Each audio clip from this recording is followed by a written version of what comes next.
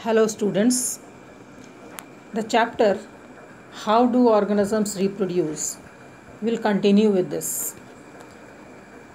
Last day I have given you some notes on DNA duplication during cell division and then two types of cell division, that is mitosis and meiosis. Well, today we'll be discussing how do organisms reproduce, what can be the method.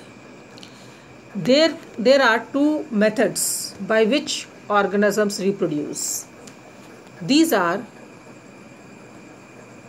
asexual reproduction and sexual reproduction. This table is not given in NCERT book, so you must note it down. Okay? So let us discuss one by one. Asexual reproduction is uniparental. Uniparental. What is the meaning? That is, reproduction takes place with the help of a single parent. A single parent is involved. One body, that is one individual, will participate in reproduction. In sexual reproduction, it is just different as it is biparental. It needs two parents of opposite sex, different sexes, that is one male and one female will be required during sexual reproduction. Secondly, we can see that in asexual reproduction, gametes are not formed. Male gametes and female gametes, these are formed in reproductive organ, but in those cases where asexual reproduction has to take place, gametes will not be formed. On the other hand, gametes are always formed in case of sexual reproduction. And I must tell you, as I have given in the last day's note, that for gamete formation, meiosis takes place. So only for the formation of gametes, the type of cell division, that is meiosis, occurs.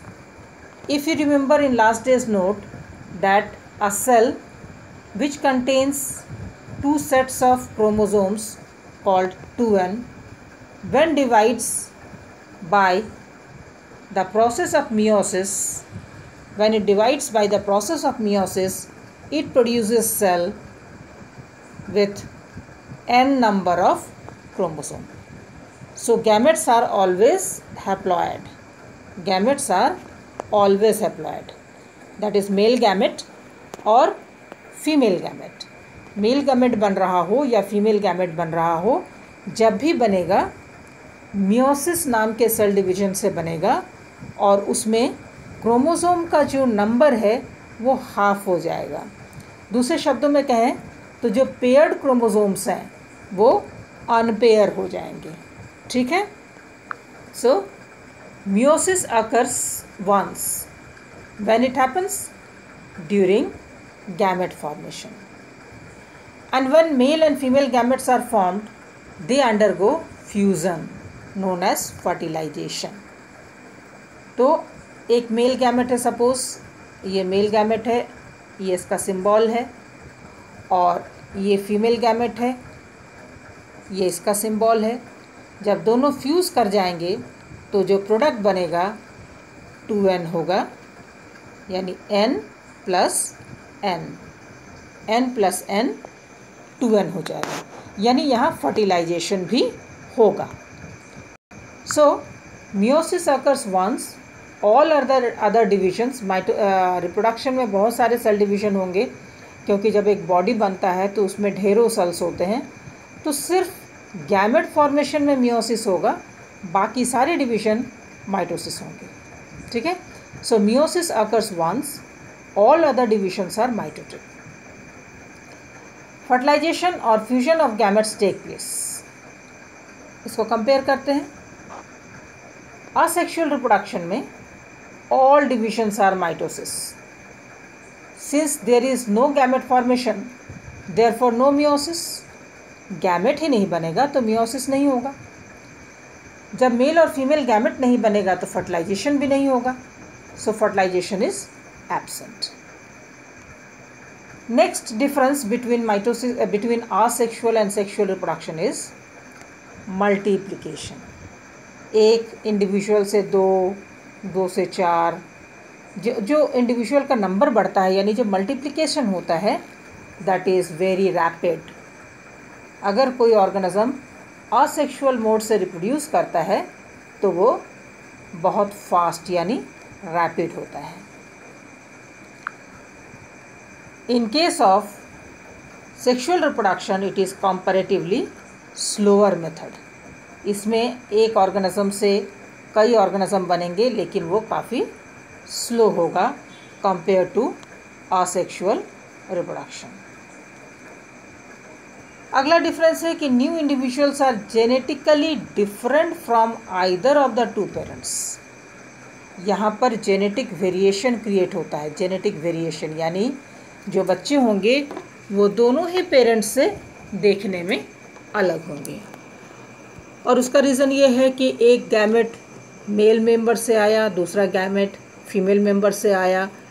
दोनों cell यानी gamete अलग sources से आए, इसलिए वो different होंगे और different cells के कॉम्बिनेशन में कुछ और भी डिफरेंट वैरायटीज़ आ जाएंगे। तो जब सेक्सुअल रिप्रोडक्शन होता है तो एबंडेंट वेरिएशंस यानी ढेर सारे वेरिएशंस होते हैं सेक्सुअल रिप्रोडक्शन में।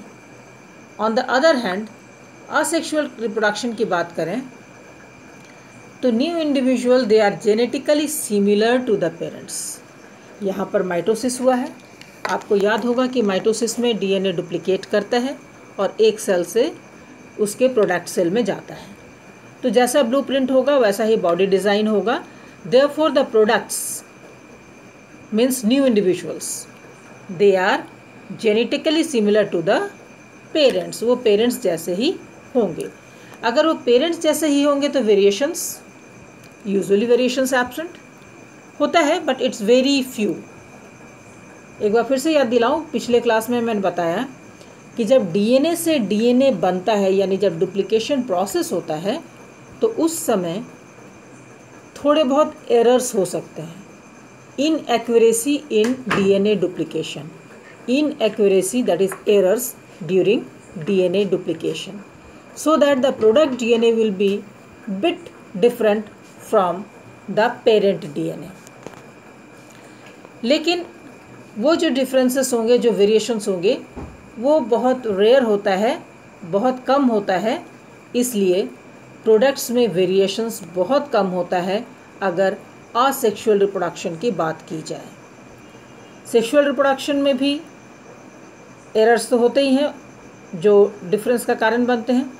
इसके अलावा चूँकि दो सेल अलग सोर्स से आता है, मेल एंड फीमेल गैमेट्स, तो उसमें वेरिएशंस बहुत ज़्यादा होते हैं। तो असेक्सुअल रिप्रोडक्शन में जेनेटिकली सिमिलर ऑर्गेनिजम्स प्रोड्यूस होता है और सबसे बड़ी बात है कि जो वेरिएशंस है बहुत कम होते हैं। वेरिएशंस कम होगा तो इवोल्यूशन में इस तरह के रिप्रोडक्शन का रोल बहुत कम होगा। It has only little evolutionary importance. Okay, it has only little evolution it has only little evolutionary importance. On the other hand, in sexual reproduction, since there is abundant variations, hence such variants play important role in evolution. जिस mode of reproduction से ज़्यादा variations होंगे वो evolution में उतना ही ज़्यादा मदद करेगा। आपको मैंने बताया था कि सारे इंडिविजुअल्स एक से नहीं होते हैं और ये वेरिएशंस काफ़ी इम्पॉर्टेंट होता है। अगर एनवायरनमेंट में किसी तरह का चेंज आ गया तो जिस इंडिविजुअल में उस चेंज्ड एनवायरनमेंट में जिंदा रहने की कैपेसिटी होगी, वेरिएशन होगा, वो जिंदा रहेगा, यानी वो स्पीसीज बच जाएगा। आपको मैंने बैक्टीरिया का एग्जाम्पल दिया था। Last point, where does sexual reproduction take place? Sexual reproduction occurs in all higher organisms along with a number of lower organisms. जितने हायर ऑर्गेनिजम्स हैं उन सब में तो सेक्सुअल रिप्रोडक्शन होता ही है, लोअर ऑर्गेनिजम्स में भी होता है, जबकि असेक्सुअल रिप्रोडक्शन जो है वो लोअर ऑर्गेनिजम्स में ज़्यादा होता है। So these are the differences. Okay, you have to learn it, you copy it down and learn it properly. So there are two types of reproduction, asexual and sexual. There are two types of reproduction known as asexual reproduction and sexual reproduction. There is one important question. What is the importance of sexual reproduction over asexual reproduction? Sexual reproduction actually ऐसा क्या important बात है कि asexual के साथ साथ sexual reproduction भी हुआ करता है? इसका इम्पॉर्टेंस है, it causes variations and it plays important role in evolution.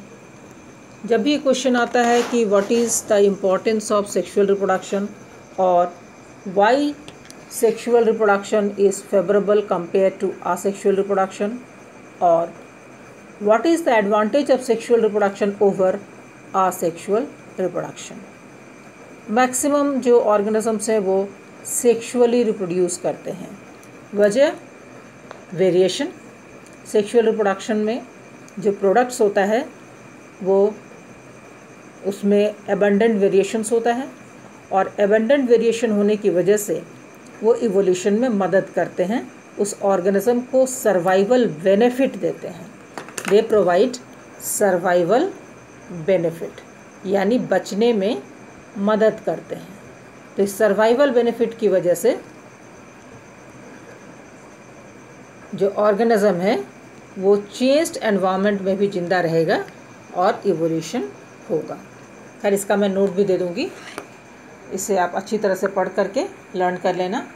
और जैसा कि मैंने बताया कि ये असेक्सुअल और सेक्सुअल रिप्रोडक्शन का टेबुलर फॉर्म में एनसीईआरटी बुक में नहीं है, तो इसको आप ज़रूर कॉपी कर लोगे।